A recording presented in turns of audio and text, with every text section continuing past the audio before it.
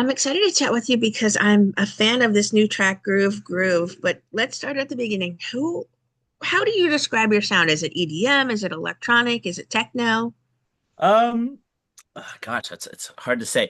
I think I'm very influenced by kind of where I live, which is close to the ocean. So I think initially I was very drawn to kind of the kind of sunset on a terrace rooftop. I think a lot of people are throwing around Afro house now as kind of this kind of escapist sound, but I would say it's a deep house sound with a lot of different influences. I take inspiration from a lot of different places, and yeah, I think a lot of people that are mentoring me are like, oh, you gotta kind of pick one real clear sound. But I got to admit, I'm influenced by so many different things. I could see myself venturing into a lot of different places. I put out some tech house tracks. I think my first album, Chasing, was a very kind of deep house, Afro house type of sound. But I'm influenced by Latin culture and rock. And I mean, if you look at some of the remixes I put out, I'm kind of all over the place.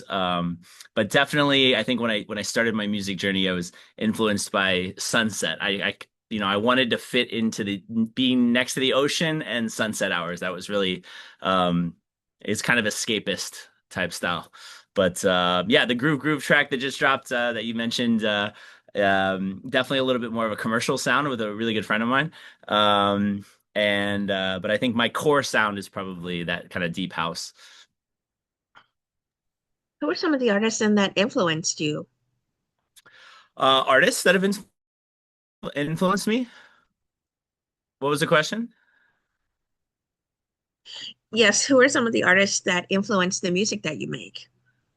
Oh gosh. I mean, going back, I was a I played tennis in college. I'm originally from the Midwest. Oh gosh. I mean, going back, I was a I played tennis in college. I'm originally from the Midwest. EDM wasn't really a big sound where I was from growing up. I know I used to tell people I was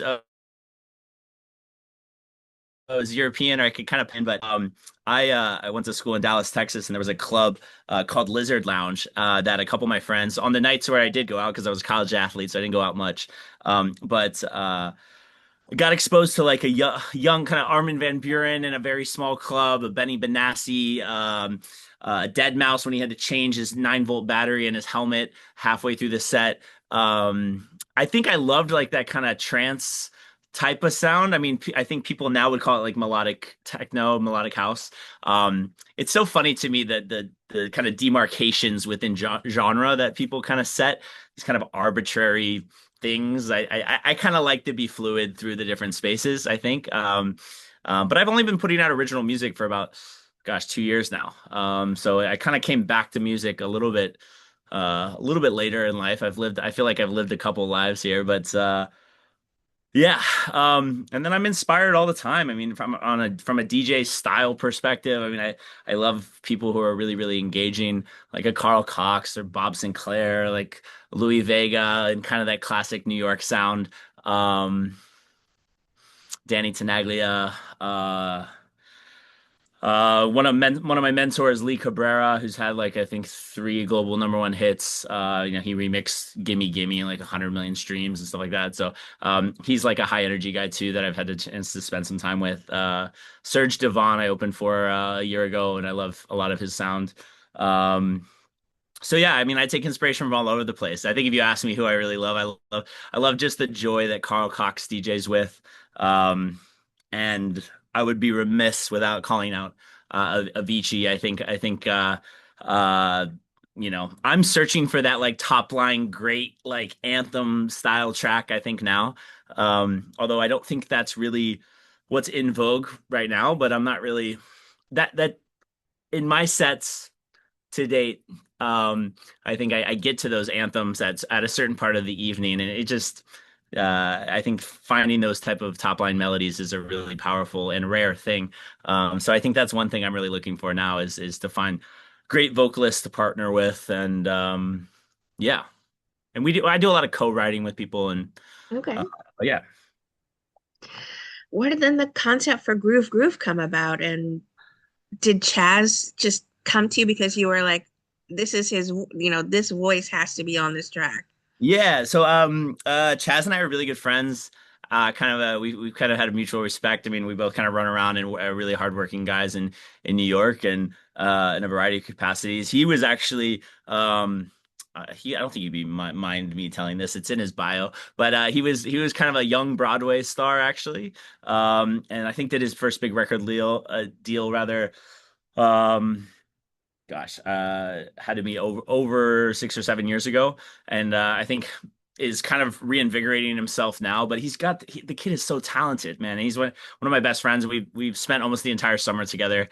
We've gotten really really close. This we've actually got a couple different projects in the works together. We're thinking about putting an entire EP out together. But this was the first song, and I mean, to be honest with you, I have to do Chaz justice because he's got such a voice that can reach just such a wide audience. I don't really want to call it pop, but it's definitely accessible to a lot of people. And Yeah, who's afraid of having a song? You know, I hope they discover some of my deeper instrumental stuff. But I think this song is so welcoming. It's such positive vibes, and we had a lot of fun. We recorded it in Platinum Sound Studios in New York City, which is Jerry was like 5 Grammys that have come out of there. Yeah, we just did it. I was working editing some social media stuff today to get out like a little recap. We did a little boat party in Montauk last Sunday, which was super fun for about 85 of my kind of friends and family and out Oh here. my Uh, goodness. but yeah, no, the song's being received really well. I think it's one of my fastest growing tracks. I try not to be too tied to like watching the data stuff on the back end. I just try to do cool work and tell cool stories. Um, but yeah, no, I wanted to put a fun song out for the summer. And I have an album coming out separate from our project end of next month. So should be uh should be a good couple years. I'm excited. I feel like I'm right at this like tipping point right now where a lot of cool things are happening and a lot of cool phone calls and emails and from some big labels and opportunities and yeah, to be honest, I'm 2 months out of 3 months of playing 4 or 5 gigs a weekend, so I'm a little exhausted right now. I'm playing Friday, sometimes 2 times on Saturday, 2 times on Sunday, sometimes some gigs in the city, and also trying to get out a lot of creative projects. So any one of those things is a full-time job. And there's you got to get the social media out and all this stuff. So yeah, it's been a really I think transformative year and. This song was a really fun thing. I kind of had the instrumental. It was a little bit inspired by like an Adam Port move, a little bit. I will admit that similar chord progression there.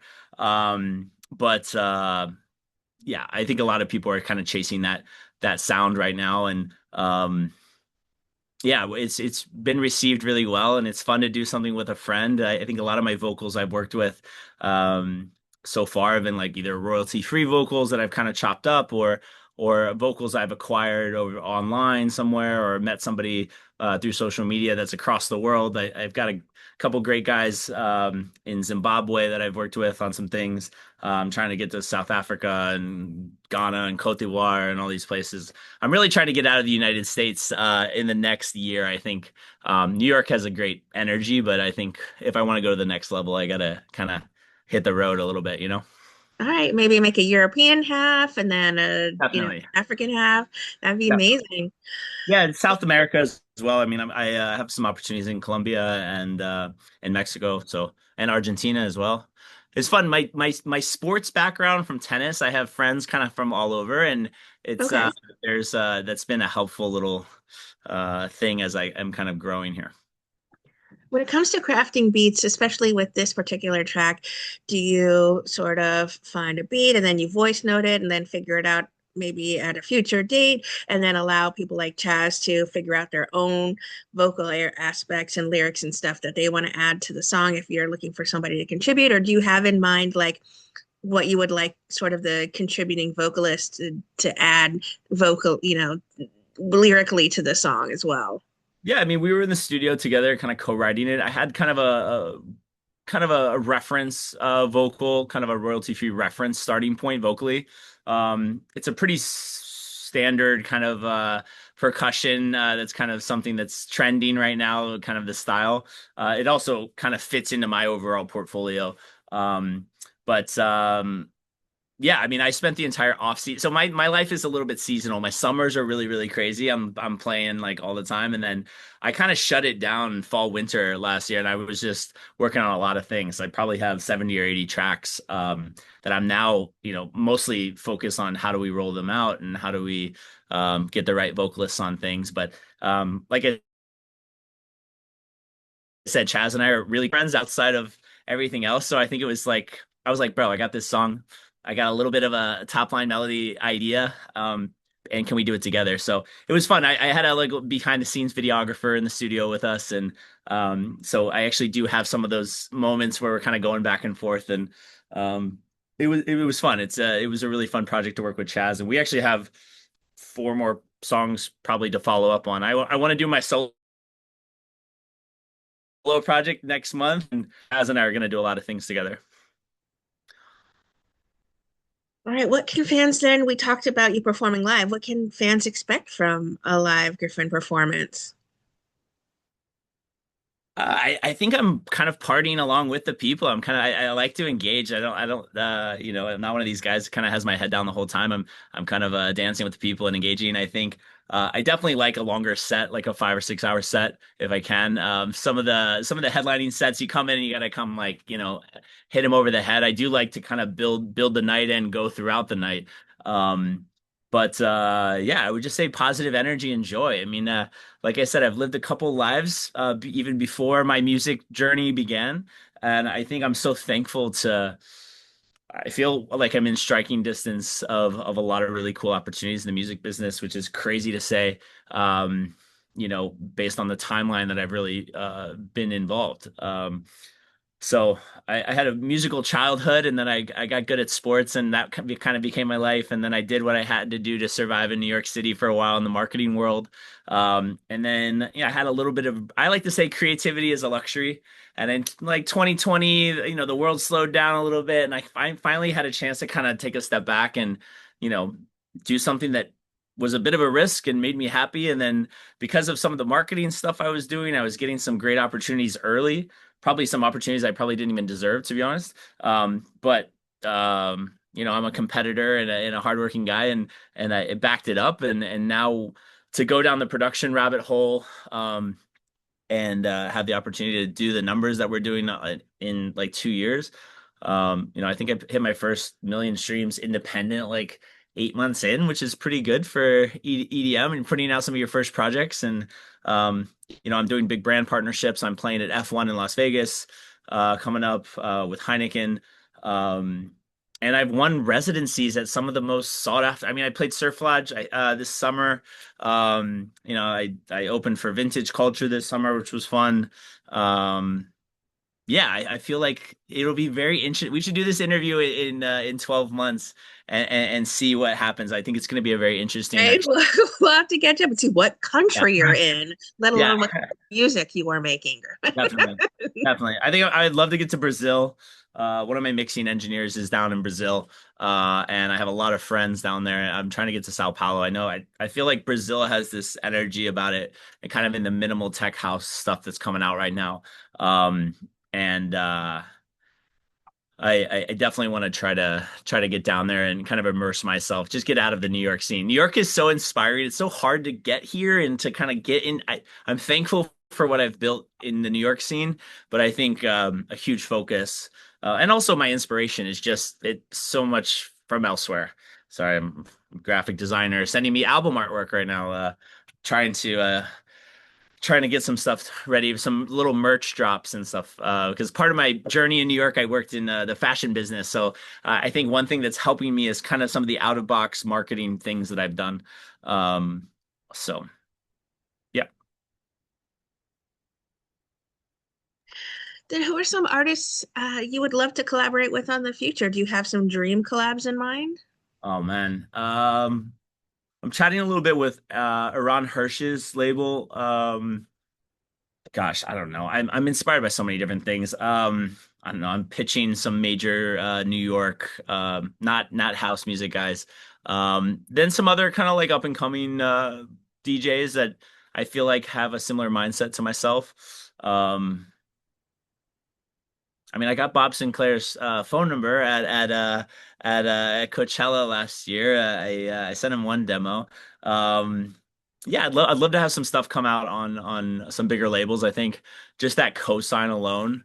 Um, although I do think with smart marketing, you don't necessarily need the label support right now. I mean, we all have kind of access to the same tools and the same press outlets and the same social media tactics and it's kind of the wild, wild west, and I do think I'm fairly social media savvy. So what I've done independent, I'm super proud of. So if I could get a collaborative label involved that really push it over to the next level, I think it would be a really awesome thing. Oh my, 13 messages from my graphic designer. How do I turn this phone off? Jesus Christ. I think you just need to ignore it. I think that's what you're.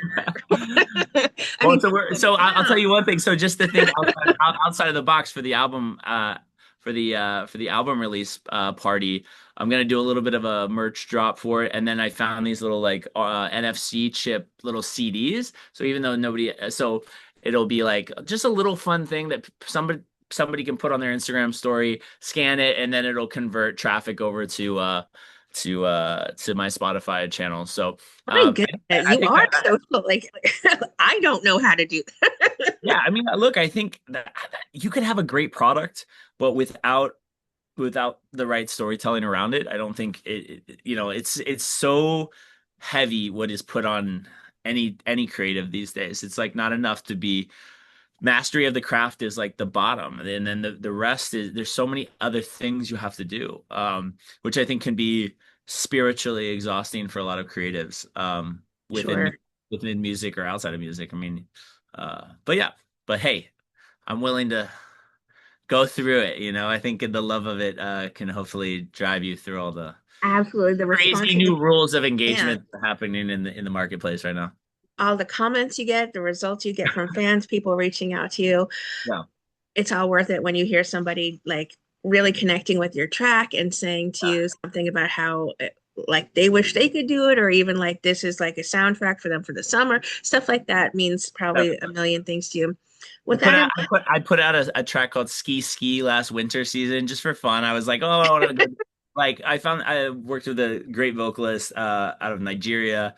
Fuzi Jasmine is his name. We actually have a couple tracks together, but it was fun. This summer, I made a couple mashups with my vocal. It's an original vocal, and it was fun to have people singing back my tracks at my sets this summer, which was pretty fun. I had like I don't know five it's like five Russian kids that were in front of my DJ booth at one of my places I was playing at, and I had like a different instrumental. The original one that's out is like a tech house track, so it doesn't really match like sexy resorts in the Hamptons type vibe. But I think I did a say what a mashup and with my vocal on it, and it was fun to see these kids singing my so hyped up and singing it back to me. So that was pretty cool. So yeah, I think all these moments are kind of just starting for me, and because like I said, I've been putting out original stuff for gosh, I think it started two Marches ago, so however long that is. No, and it's crazy. I feel super blessed to have the opportunity to like continue this journey. Again. what would you like? Well, going back, you have Groove Groove, Ski Ski, Away Away. What is with the I don't know double? if the double. I don't know. That was not like an intentional thing, but I feel like hey, consistency in a very noisy marketplace is a thing. So, I also It's a Griffin signature at this point. it's becoming a thing. I don't think I'm trying to think what was the first one. Yeah, it would have been probably the ski ski.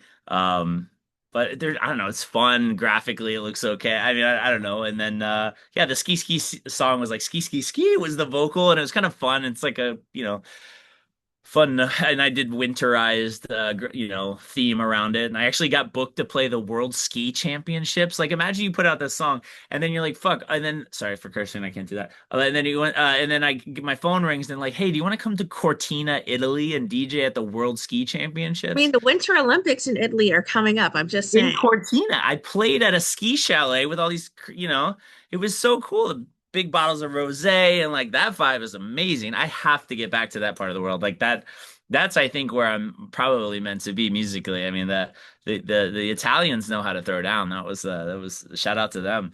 Um, yeah, it was super fun. That was a really fun trip. And then yeah, I want to get back to Milan. I have a little bit of background in the fashion world, so I think hitting those fashion capitals I think is an important thing. But yeah, it's fun. Now you can kind of like make I put out a song specifically for F1 Vegas.